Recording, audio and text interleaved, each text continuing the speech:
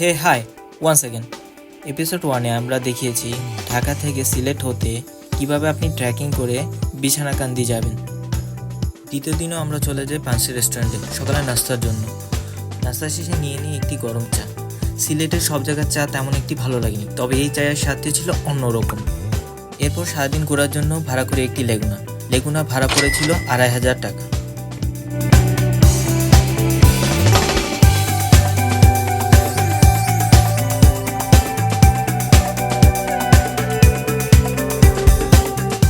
চলে এসে আমাদের প্রথম গন্তব্য জাফলং 0 পয়েন্টে।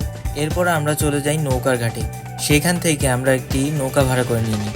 জনপ্রতি খরচ হয়েছিল 100 টাকা।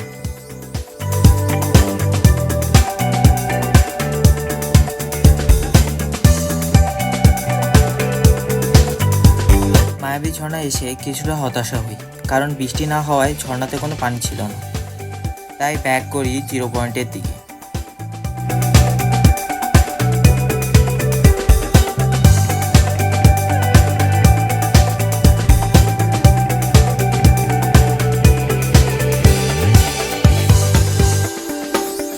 এখানে কিছুটা সময় কাটানোর পর রওনা দিই আমাদের লাস্ট ডেস্টিনেশন চা বাগানের দিকে।